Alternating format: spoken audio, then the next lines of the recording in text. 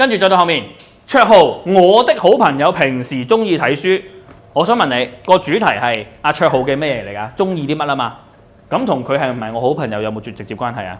冇噶嘛，所以中間我哋會用咩啊？括號咯，叻女啦。所以呢度專名號大家 OK 唔多講啦，括號就括翻呢個，因為同後面主題無關。get 唔 get 到袁 Sir 講乜 ？OK， 好啦，平時喜歡看書呢個大家都 OK 㗎啦，聽音樂都 OK 㗎啦。呢個省略號反而有人錯喎，要小心喎，幫我記住唔好再錯啦。呢個我哋由 P2-3 學到而家㗎啦。記住有頓號嘅時候，最尾一定要考慮下用唔用省略號。但係幾時用幾時唔用呢？冇和冇等等冇還有就用。記唔記得我講乜嘢？對呢度大家一齊抄個筆記，記一記佢啦。咁樣啦，圈住或者間箭嘴都得。個省略號跟住寫翻低，交叉和等還。冇呢三樣嘢，我哋就要用省略號；有嘅話就用翻逗句，明唔明白？沒有問題的話，我們就繼續下去啦。最近時間詞開頭用逗號唔多講啦，好多人漏咗嘅。其實呢個可以加可以唔加嘅，但係到最尾我哋發現有多個，所以我哋會加落去。但係呢個今日唔係重點，唔講咁多嘢啦。呢度呢，我發現你哋好似唔係好識嗰啲字嘅點解，所以錯咗㗎。一齊睇下，最近他還多了一個新的嗜好，知唔知咩叫嗜好啊？嗜好即係中意做嘅嘢，記唔記得我講乜嘢？所以幫我圈住解一解嗜好兩隻字 ，OK？ 即係你嘅 hobby 啊，即係你嘅喜好啊。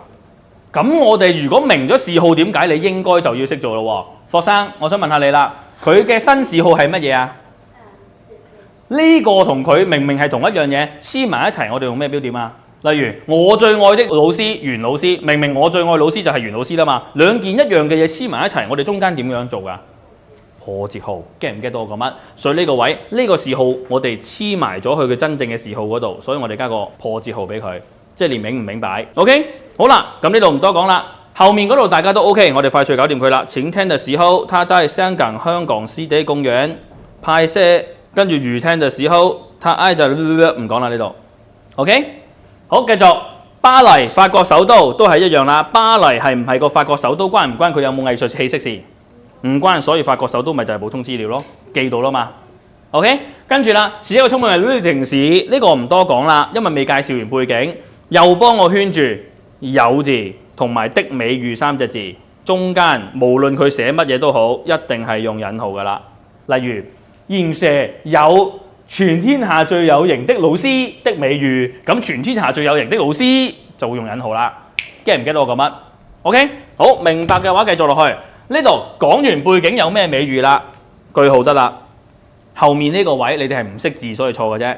第一件事有啲同學仔漫步街，呢條街嘅名嚟㗎嘛，漫步街咯，係咪啊 ？OK， 我當你真係有條漫步街啊，咁咩叫頭隨處都可看，頭隨處都可看到，即係點啊？條街上面周圍都有啲人頭喺度係嘛？